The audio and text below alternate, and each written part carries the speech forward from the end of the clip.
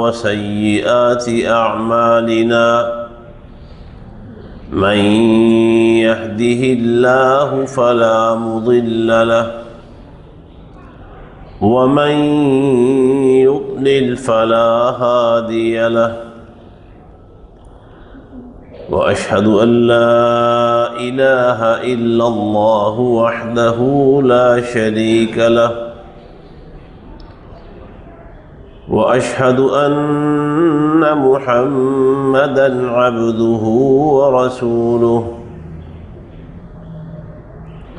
يا أيها الذين آمنوا اتقوا الله حق تقاته ولا تموتن إلا وأنتم مسلمون يا أيها الناس اتقوا ربكم الذي خلقكم من نفس واحدة وخلق منها زوجها وبث منهما رجالا كثيرا ونساء واتقوا الله الذي تساءلون به والأرحام إن الله كان عليكم رقيبا يا أيها الذين آمنوا اتقوا الله وقولوا قولا سديدا يصلح لكم أعمالكم ويغفر لكم ذنوبكم ومن يطع الله ورسوله فقد فاز فوزا عظيما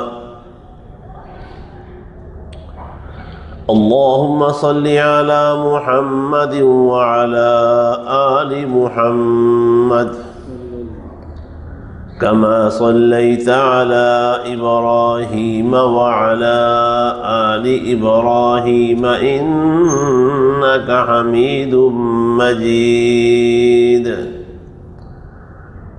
اللهم بارك على محمد وعلى آل محمد كما باركت على إبراهيم وعلى آل إبراهيم إنك حميد مجيد أما بعد فإن خير الحديث كتاب الله وخير الهدي هدي محمد صلى الله عليه وسلم وشر الأمور محدثاتها وكل محدثة بدعة وكل بدعة ضلالة والضلالة في النار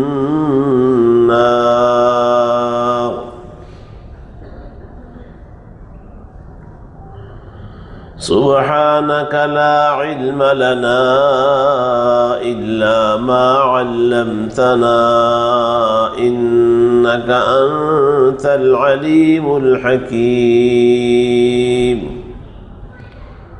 اللهم انفعنا بما علمتنا وعلمنا ما ينفعنا وزدنا علما الحمد لله على كل حال ونعوذ بالله من حال أهل النار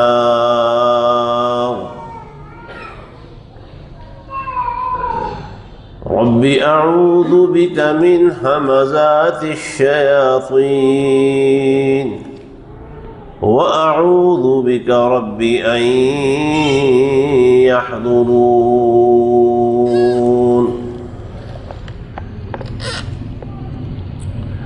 أعوذ بالله السميع العليم وبوجهه الكريم وسلطانه القديم من الشيطان الرجيم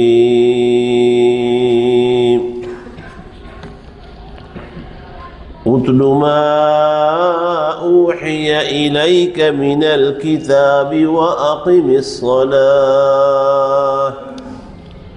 إن الصلاة تنهى عن الفحشاء والمنكر ولذكر الله أكبر والله يعلم ما تصنعون۔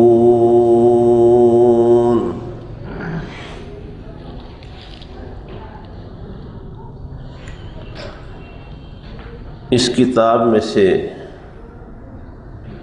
جو وحی آپ کی طرف کی جا رہی ہے اس کی برابر تلاوت جاری رکھیے اور نماز قائم رکھیں۔ حقیقت یہ ہے کہ نماز ہر بے حیائی سے اور ہر برے کام سے روکتی ہے، اور یقیناً اللہ کا ذکر سب سے بڑھ کر ہے، اور جو کچھ بھی تم عمل کرتے ہو اللہ اسے جانتا ہے۔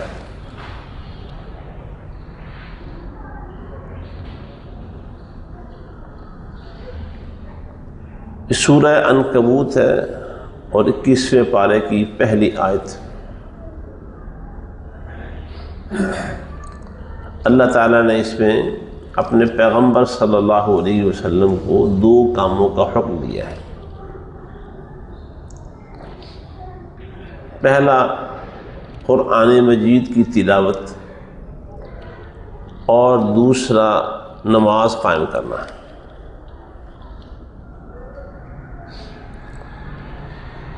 یہ سورہ عنکبوت اگر شروع سے آخر تک ترجمے کے ساتھ پڑھیں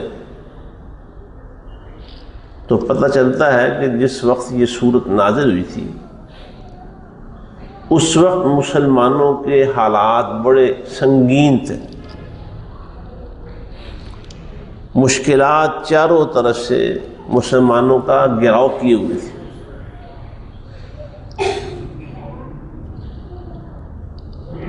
اللہ تعالیٰ نے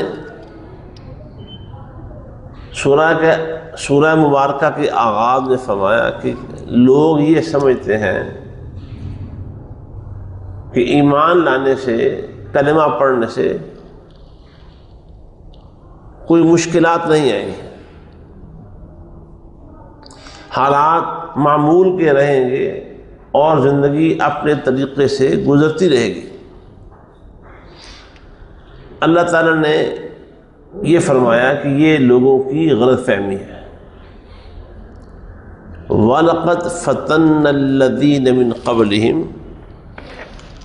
ہم نے پہلے سب لوگوں کو آزمایا ہے۔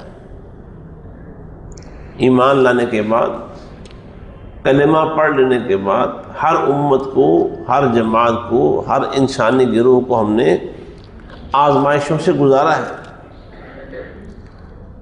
فَلَيَعْلَمَنَّ اللَّهُ الَّذِينَ صَدَقُوا وَلَيَعْلَمَنَّ الْكَاذِبِينَ۔ اب بھی ایسے ہی ہوگا کہ ایمان میں سچوں اور جو لوگ ایمان میں جھوٹے ہیں، کھوٹے ہیں، ان کا فرق کرنے کے لیے اللہ تعالیٰ آزمائشیں ضرور قائم کرے گا۔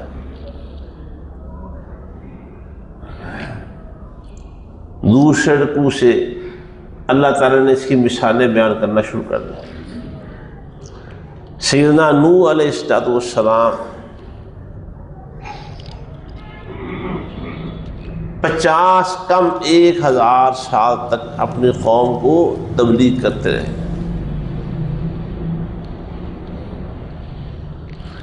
اور تاریخی روایات سے پتہ چلتا ہے کہ ان پر ایمان لانے والے لوگوں کی تعداد 80 کے قریب تھی۔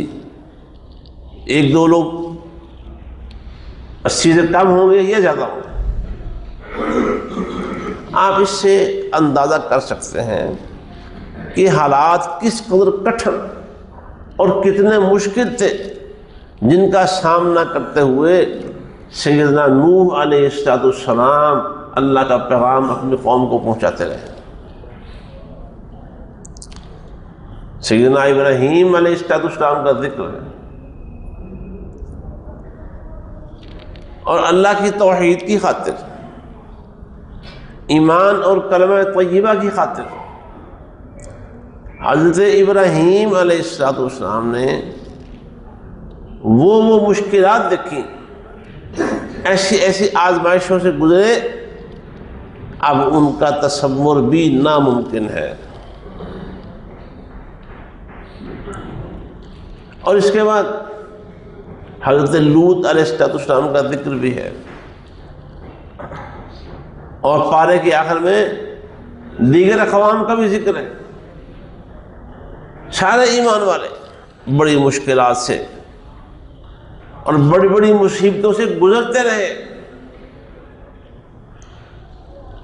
یہ جو مکہ مکرمہ میں ایک نیا انسانی گروہ تیار ہو رہا تھا، ایک امت کی جو تشکیل و تعمیر کا کام جاری تھا، انہیں یہ بتایا جا رہا ہے کہ تمہیں اس وقت مکہ مکرمہ میں جو حالات درپیش ہیں، یہ دنیا میں پہلی دفعہ نہیں ہو رہا، اس سے پہلے بھی ہمیشہ ایسے ہی ہوتا چلا آ رہا ہے۔ بلکہ سورہ البقرہ میں دوسرے پارے میں اللہ نے یہ بات واضح کی ہے کہ تم لوگوں نے یہ سمجھ رکھا ہے کہ جنت حاصل کرنا یہ بڑی آسان ہے۔ ام حسبتم ان تدخلوا الجنہ، بس خواہش کا اظہار کر دیا۔ یہ بات کس سے کہی جا رہی ہے؟ صحابہ کرام رضی اللہ تعالی عنہم اجمعین سے۔ اور آج ہمارا حال تو بالکل ہی ایسا ہے، بس یہ کہنے سے کہ ہم مسلمان ہیں، یہ کہنے سے کہ میں نے کلمہ پڑھا ہوا ہے، یہ کہنے سے کہ میں فلاں کا بیٹا ہوں، یہ کہنے سے اللہ جنت نصیب فرمائے، ہم سمجھتے ہیں اب جنت ہماری ہی ہے، سارا اسلام اور دین ہمارا ہی ہے۔ اللہ تعالی نے فرمایا صحابہ کرام رضی اللہ تعالی عنہم اجمعین سے، جو بڑی بڑی مشکلات اور بڑی بڑی مصیبتوں سے گزر چکے تھے اور گزر رہے تھے، بڑی بڑی مصیبتیں جھیل رہے تھے، اللہ تعالیٰ ان سے فرماتا ہے کہ تم نے سمجھ لیا تھا کہ جنت میں جانا بڑا آسان ہے، فرمایا ابھی تم پر وہ حالات نہیں آئے جو پہلے لوگوں پر آئے تھے۔ کیا حالات آئے تھے؟ مستہم البأساء، جسمانی تکلیفیں آئیں بے بہا، والضراء، اور نقصانات، بڑے بڑے مالی نقصانات برداشت کرنا پڑے، جائیدادیں ہتھیا لی گئیں، مال ضبط کر لیا گیا، معاشی بائیکاٹ ان سے کر دیا گیا، بڑی بڑی مشکلات سے گزرے، حتیٰ کہ اتنے جھنجھوڑ دیے گئے، اتنے ہلا کر رکھ دیے گئے کہ وہ ایمان والے بھی اور جو ان کے ساتھ نبی تھے وہ بھی پکار اٹھے کہ یا اللہ تیری مدد کب آئے گی۔ اور صحیح بخاری میں حدیث ہے، سیدنا خباب بن ارت رضی اللہ تعالی عنہ نبی علیہ السلام کے پاس آئے، ابو جہل نے ان کی، وہ لوہار تھے پیشے کے لحاظ سے، ان سے کام کروایا ہوا تھا، ان کی مزدوری دبا لی اور شرط یہ عائد کر دی کہ پہلے محمد کا ساتھ چھوڑو صلی اللہ علیہ وسلم، پہلے اس کی نبوت اور رسالت کا انکار کر دو، اس کے گروہ سے الگ ہو جاؤ، پیسے لے لو۔ وہ اس پر بڑے پریشان ہوئے اور نبی علیہ السلام سے آ کر عرض کرنے لگے، اور آپ اس وقت کعبۃ اللہ کے سائے میں بیٹھے ہوئے تھے ٹیک لگا کے، اتنے گھبرائے ہوئے تھے، عرض کی اللہ کے رسول چلے ہم ان کا مقابلہ نہیں کر سکتے، لڑائی جھگڑے پہ نہیں اتر سکتے، کوئی منہ سے جواب نہیں دے سکتے، تو کیا اپنے آپس میں بیٹھ کر ان کے خلاف بد دعا بھی نہیں کر سکتے۔ اللہ کے رسول الا تدعوا اللہ لنا الا تستنصروا لنا، او اللہ سے اپنے لیے مدد ہی مانگ لیں، اپنے حق میں دعا ہی کر لیں۔ نبی علیہ السلام نے فرمایا اے خباب، پہلی امتوں میں بہت دفعہ ایسا ہوا کہ کسی بندے کو ایمان کی وجہ سے لوگوں نے پکڑا اور کسی مجمع میں لا کر اسے آدھے جسم تک زمین میں گڑھا کھود کے دبا دیا گیا اور پھر اس کے سر پہ آرا رکھ کے چلا دیا گیا، اس کا جسم دو لخت کر دیا گیا، وہ شہید ہو گیا۔ لیکن یہ چیز نے بھی کسی بندے کو ایمان سے روکا نہیں۔ فرمایا کسی بندے کو پکڑا گیا، اسے ایمان کی اس جرم کی پاداش میں پکڑ کے لایا گیا، لٹا دیا گیا، لوہے کی بڑی بڑی کنگیاں لے کے اس کے جسم پہ چلا کے اس کا گوشت اور کھال ہڈیوں سے الگ کر دی گئی۔ لیکن اس چیز نے بھی نہ اس شخص کو اور نہ باقی ایمان والوں کو ایمان سے روکا نہیں ہے۔ فرمایا لیکن تم لوگ گھبرا گئے ہو اور جلد بازی کا مظاہرہ کر رہے ہو۔ اللہ اکبر! یہ باتیں بیان کرنی آسان اور سننی بھی آسان، لیکن بھائیو ان کا تصور کرنا یہ بالکل ناممکن آج ہمارے لیے۔ تو اللہ تعالیٰ یہاں سورہ العنکبوت میں مسلمانوں پر جو مکہ مکرمہ میں بڑی مشکلات کا شکار ہو چکے تھے اور روز بروز وہ تکلیفیں بڑھ رہی تھیں، ان کو بتایا گیا کہ دنیا میں ایسے ہی ہوتا آ رہا ہے۔ تو مسئلہ یہ ہے، سوال یہ ہے کہ اب اس کا حل کیا ہے، ان حالات میں کرنا کیا ہے؟ یہ صورت ہے، کبھی موقع ملے تو آپ ترجمے کے ساتھ پوری صورت پڑھیے آخر تک، آخری آیت تک۔ جو اس کی آخری آیت ہے اس میں دین کی خاطر محنت، کوشش اور جد و جہد کے لیے جہاد کا لفظ بولا گیا ہے، جہاد کا لفظ، حالانکہ مکہ میں جہاد نہیں تھا۔ ایک یہ صورت ہے اور ایک سورہ فرقان ہے، اس میں بھی وجاہدہم بہ جہادا کبیرا، جہاد کبیر کا لفظ بولا گیا ہے۔ وہ جہاد کبیر کیا ہے؟ یہی کہ ہر قسم کی مشکلات، دین کی خاطر تکلیفیں، پریشانیاں، سہولتیں یہ جھیلتے رہو اور کبھی تم اس کی کڑواہٹ محسوس نہ کرو، پی جاؤ ہر چیز۔ اب صورتحال جب یہ ہے کہ اس میدان میں سفر کرنا یہ جہاد ہے، جہاد، تو پھر گزرنا کیسے ہے؟ اللہ نے فرمایا اے نبی، اللہ کی کتاب کی تلاوت جاری رکھو، تلاوت قرآن کو اپنا معمول بناؤ۔ اور یہ بات قرآن میں اور جگہ پر بھی، سورہ الکہف میں بھی یہ بات فرمائی ہے۔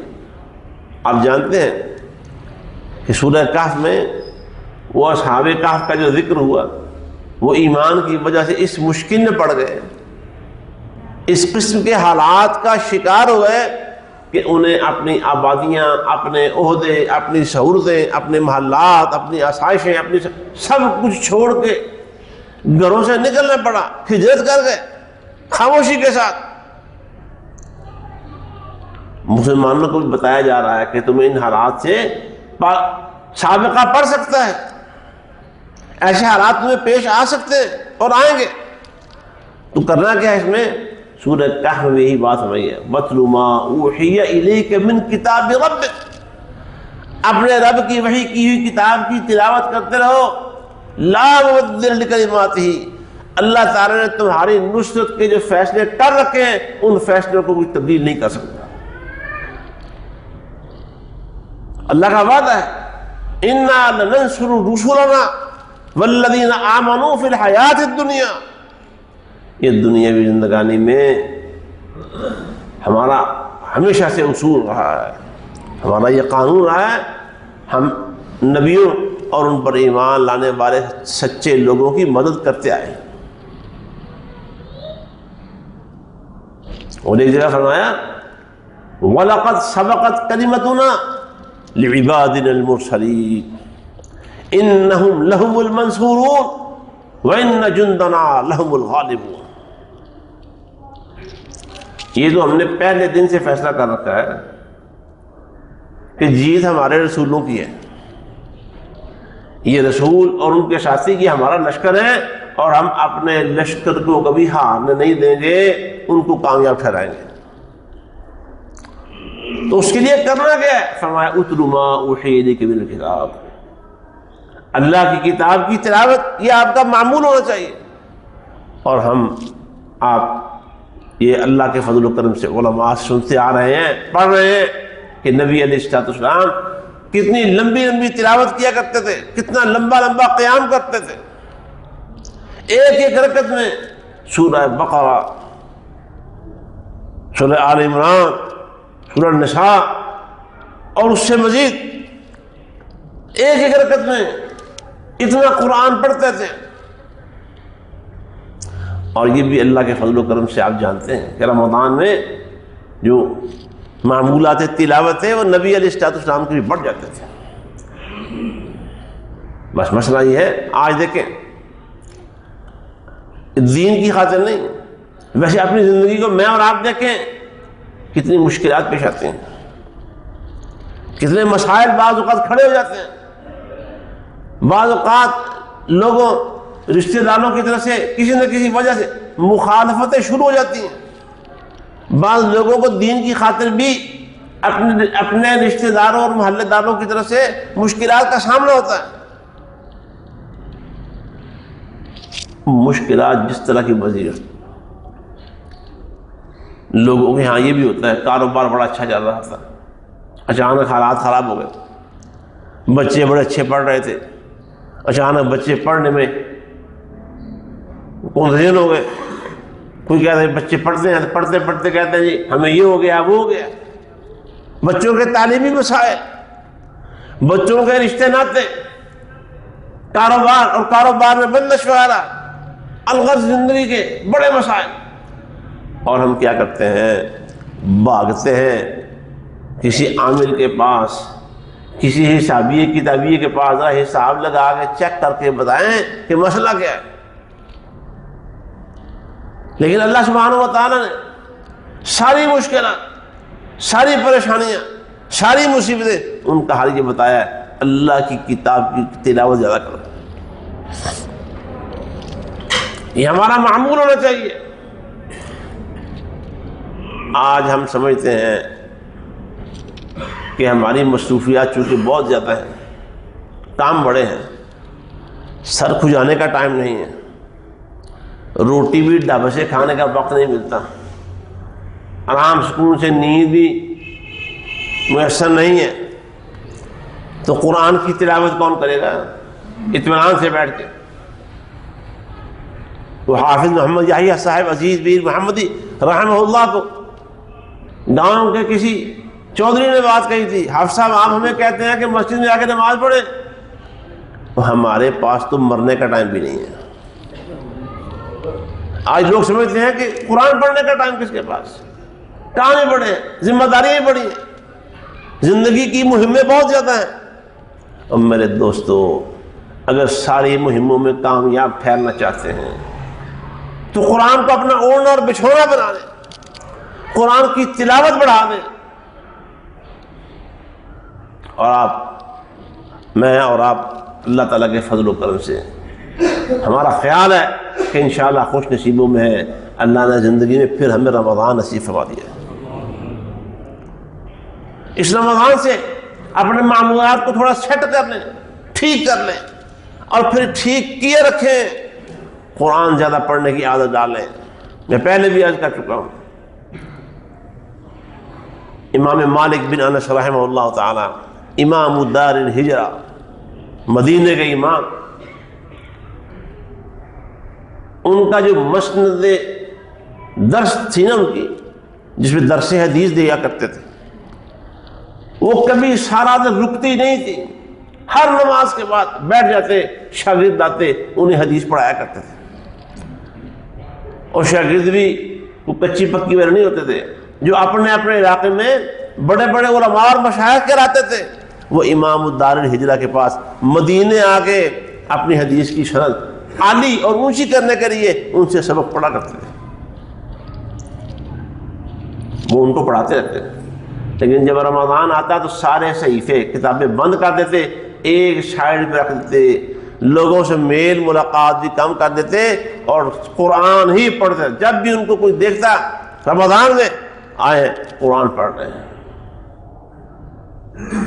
امام سفیان بن عیینہ رحمہ اللہ تعالی، ان کا بھی یہی معمول تھا۔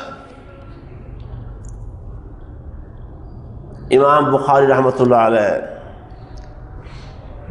نام تو ہم سب نے سن پڑھ رکھا ہے، اللہ تعالیٰ امام بخاری والے کردار آج نصیب فرما دے۔ یہ ایک الگ مستقل موضوع ہے کہ امام بخاری رحمۃ اللہ علیہ کی اپنی ذاتی عملی زندگی کیا تھی۔ ان میں سے ایک یہ بات سن لیں، رمضان المبارک میں ان کا معمول یہ ہوتا تھا کہ ہر دن صبح کے وقت میں ایک قرآن مکمل کیا کرتے تھے، ہر روز۔ تو 30 دنوں میں کتنے قرآن ہو گئے؟ حساب آتا ہی ہوگا آپ کو۔ 30 دنوں میں کتنے قرآن ہوئے؟ 30 قرآن، اور ہر 3 راتوں میں ایک قرآن ختم کرتے تھے۔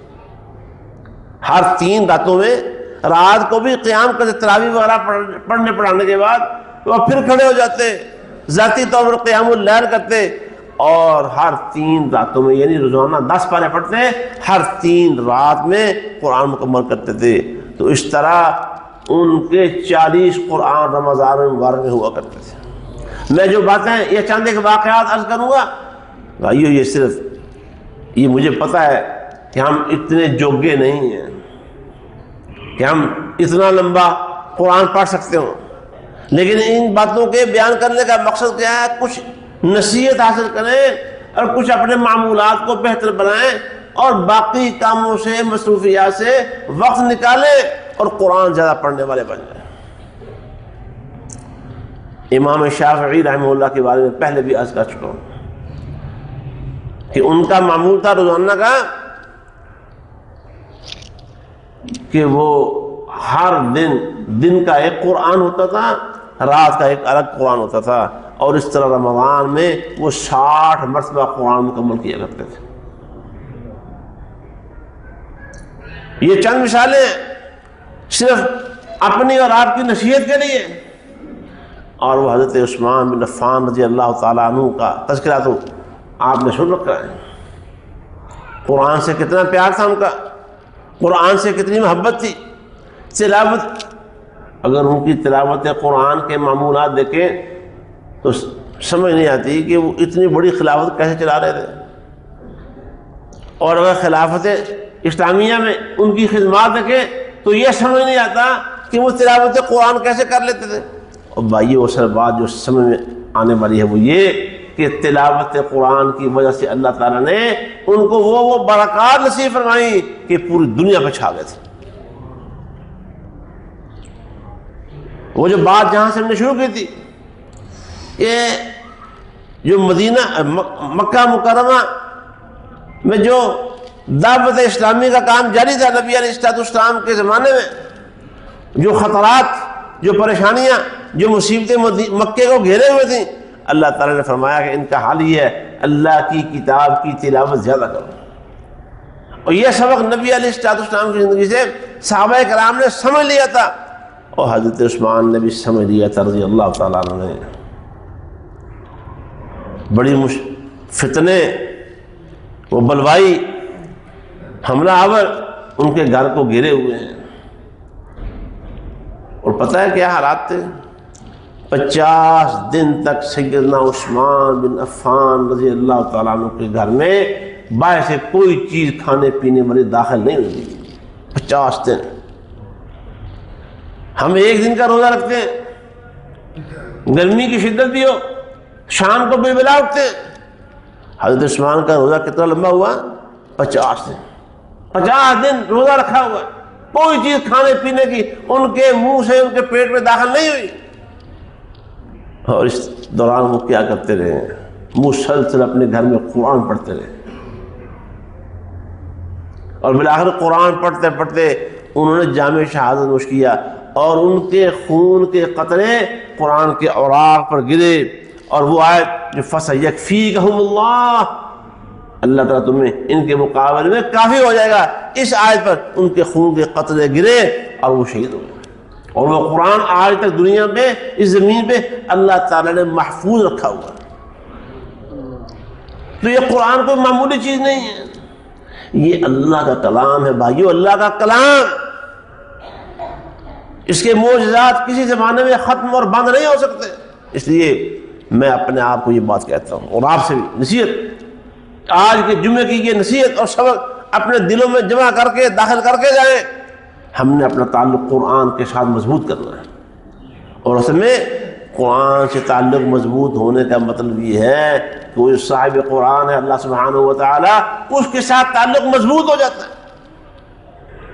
جب بھی آپ کو زندگی میں کوئی بھی مشکل درپیش ہو، کوئی مسئلہ پیش آ جائے، کسی قسم کا کوئی خطرہ آپ کے سامنے آ جائے، آپ قرآن کی تلاوت کو اپنا معمول بنا لیں۔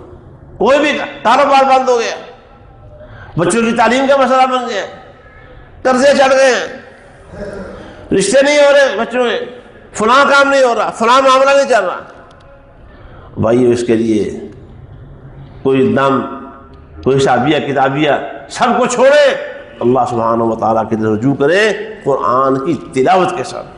گھر کے سارے افراد قرآن زیادہ پڑھیں، آج رمضان سے یہ کام شروع کر دیں۔ آج موقع ہے، یہ رمضان کون سا مہینہ ہے؟ شہر رمضان الذی انزل فیہ القرآن، یہ نزول قرآن کا مہینہ ہے جو مجھے اور آپ کو اللہ نے زندگی میں ایک بار پھر نصیب فرما دیا۔ ورنہ دائیں بائیں دیکھ لیں ہمارے کتنے اعزاء و اقارب اس رمضان کے آنے سے پہلے پہلے مسلسل رخصت ہوتے چلے گئے، اور پتہ نہیں اس رمضان میں بھی کس کس نے اللہ کے پاس پیش ہو جانا ہے۔ یہ اللہ کی طرف رجوع کریں اور قرآن کی تلاوت کو اپنا معمول بنائیں۔ اللہ ہمیں قرآن سے تعلق نصیب فرمائے، اور اس قرآن کے ساتھ تعلق کی بدولت اللہ ہمیں اپنا تعلق نصیب فرمائے، اپنی دوستی اور اپنی محبت نصیب فرمائے، اور اس قرآن کو ہمارے لیے دنیا میں بھی امام بنا دے، اور کل قیامت والے دن جنت تک پہنچانے والا قائد بنا دے۔ وآخر دعوانا ان الحمد للہ رب العالمین۔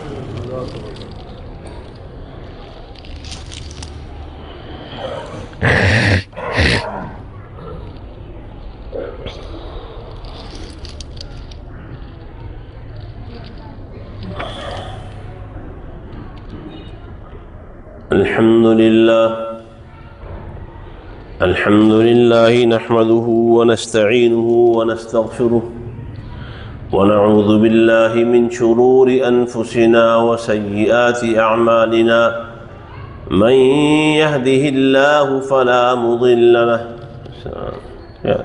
دیتے بات آتے ہو یا تو حاجی میں نہیں آتے، ماشاء اللہ، یہ غیر آدھے ابھی آگے ساری، جزاک اللہ خیر۔ ومن يضلل فلا هادي له، وأشهد أن لا إله إلا الله وحده لا شريك له، وأشهد أن محمدا عبده ورسوله۔ اللهم صل على محمد وعلى آل محمد كما صليت على إبراهيم وعلى آل إبراهيم إنك حميد مجيد۔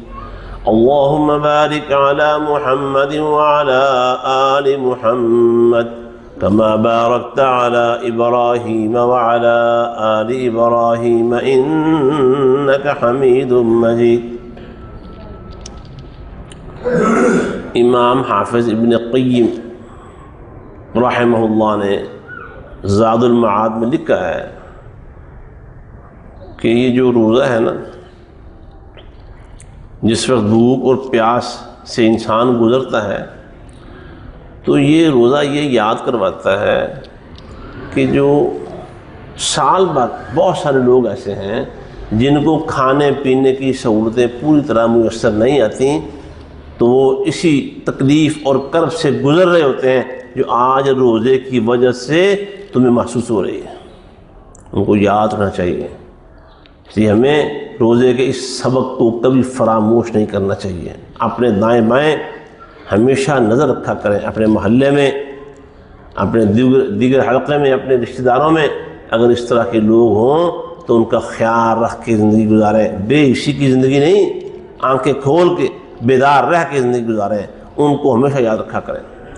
اس سے دوسری بات، رمضان المبارک میں بھائیوں، اللہ تعالیٰ کے بہت سارے بندے اللہ کے گھروں، مسجدوں اور مدرسوں کو اپنے مال سے ضرور کچھ نہ کچھ یاد کرتے ہیں.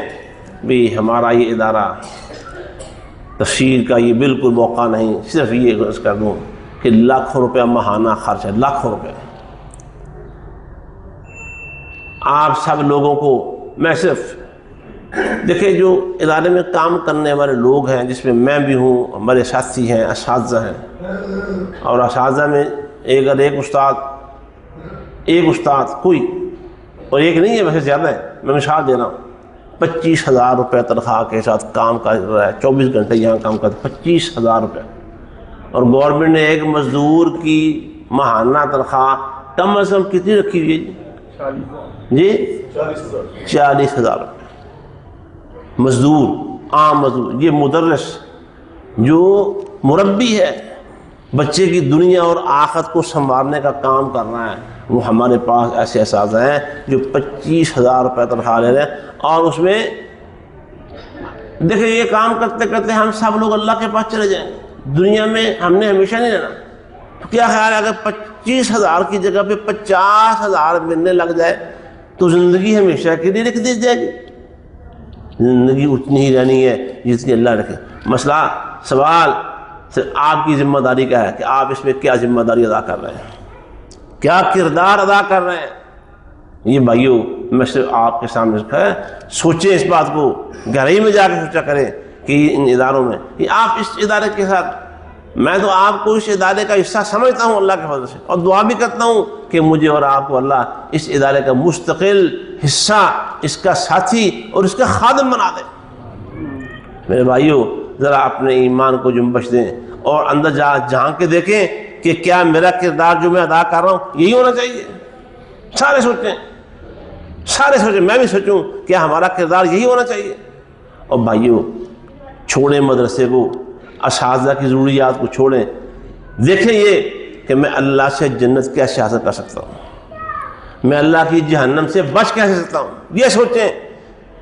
آسمان کے، اللہ کی رحمت کے اور جنت کے دروازے اس وقت کھلے ہوئے ہیں. اس سے زیادہ اعمال اوپر آسمان کی طرف جانے ہیں. آپ کے اعمال بھیج رہے ہیں. اللہ تعالیٰ اس سوچ کے ساتھ زندگی گزارنے کی توفیق عطا فرمائے. یہ برف ہے ہمارے دلوں پہ جمی ہوئی، دماغوں پہ جمی ہوئی، خیالات پہ جمی ہوئی، اللہ ہی پگھلائے تو پگھلے گی، اور ہم اس کا ارادہ کریں تو پگھلے گی. اگر ہمارا ارادہ نہیں ہے تو یہ برف رمضان کے آنے کے باوجود بھی نہیں پگھلے گی. ہمیں اپنی قسمت پہ رونا چاہیے کہ ہماری برف کیوں نہیں پگھل رہی. بیماروں کے لیے بھی دعا کرنی ہے. ابھی ہمارے ساتھیوں میں حاجی محمد صدیق توحید منزل والے یہاں آج نماز کے لیے، جمعے کے لیے تشریف لائے ہیں. رمضان کا جمعہ ہے. دعا کریں کہ اللہ تعالیٰ انہیں اور باقی جتنے بھی مریض ہیں گھروں میں، یہاں جمعے میں موجود ہیں یا ہسپتالوں وغیرہ میں ہیں، اللہ تعالیٰ سارے مریضوں کو شفا عطا فرمائے. بچے، جوان، بوڑھے، مرد، عورتیں، سب کو اللہ کامل شفا عطا فرمائے. جو فوت ہو گئے ہیں، ان پچھلے دنوں کے اندر بھی کافی ساری وفایات ہوئی ہیں، اللہ تعالیٰ ان فوت شدگان کی مغفرت فرمائے، ان کو جنت میں اپنا مہمان بنائے. اللہ تعالیٰ ہماری مشکلات آسان فرمائے. اللہ تعالیٰ ہمارے مسائل حل فرمائے. اللہ تعالیٰ اس رمضان میں ہمیں اپنے قریب کر لے اور اپنے قرب کے مواقع نصیب فرمائے.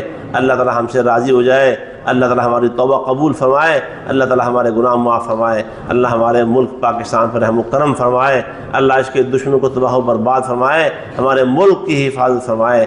جو دشمن ملک کے اندر گھسے ہوئے اور اس کی جڑیں کھوکھری کر رہے ہیں وہ بھی، اور جو ملک سے باہر بیٹھے ہوئے بیرون ملک میں ایسے لوگ موجود ہیں جو اس ملک کے بدخواہ ہیں، اللہ ان سب کو تباہ و برباد فرما دے.